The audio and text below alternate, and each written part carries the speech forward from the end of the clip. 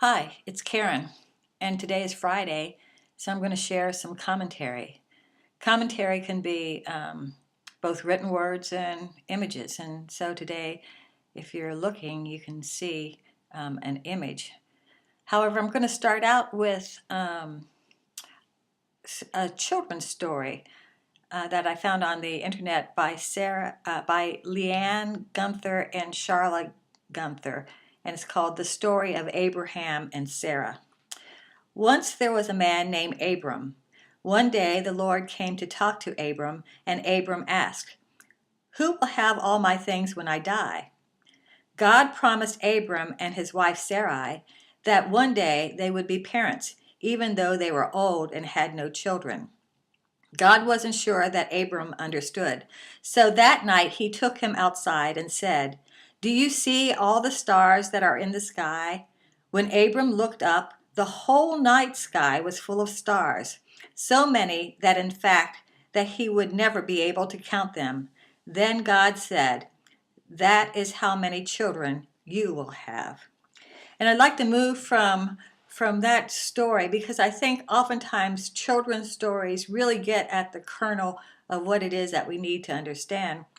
And I'd like to move over to just a brief mention of a song by Don McLean. It's called Vincent, and you may know it by the title Starry, Starry Night.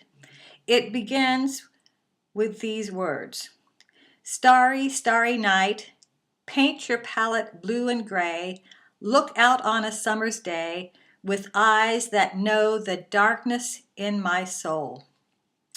I found an interview online by Helen Brown in the Telegraph dated February 24th, 2010. In it, Don McLean talks about writing his song Vincent, which is also known as Starry, Starry Night. The inspiration for the song came while he was reading a biography about Vincent Van Gogh. He said, quote, "So I sat down with a print of Starry Night and wrote the lyrics out on a paper bag." And then the woman who wrote this interview, Helen Brown, says, "With its bittersweet palette of major and minor chords, Vincent's soothing melody is one of high emotion, recollected in tranquility. The lyrical list of colors evoke a mental slideshow of the artist's work." She continues, "When McLean sings of the dead painter seeing into the darkness of his own soul, he's asserting a kinship of creativity, a shared sensitivity to life's beauty and pain. Van Gogh painted the swirling, hyper-real Starry Night after committing himself to an asylum in St. Remy in 1889. He wrote to Theo that he often felt the night to be, quote, more richly colored than the day, unquote. He believed the souls of the dead dwelt in the stars, and, quote, just as we take the train to go to Tarascon or Rouen, we take death to go to a star, unquote. But while in the asylum, he couldn't get outside at night, and so he painted Starry Night from memory." Brown continues, "Like so much of Van Gogh's work, Starry Night maintains an electric tension between ecstasy and melancholy. It makes you glad to be unhappy," said McLean, who tried to convey the same mood with his song.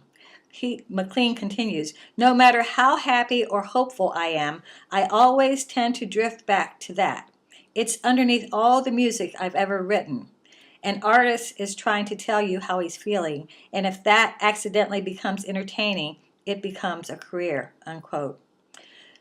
Brown continues, "He has described much of his early life as unbearably blue, following the death of his father when he was just 15.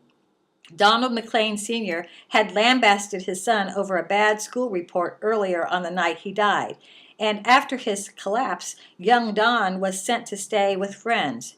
Crunching through the, quote, snowy linen land, unquote, it was an icy, clear, and very starry night.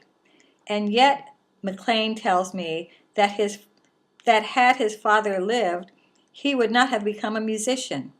He could not have disappointed him. Quote, Herman Melville was supposed to be an accountant. Van Gogh was meant to be an art dealer. I was meant to take the train into New York and work for a bank. To be an artist, you have to say goodbye to your family.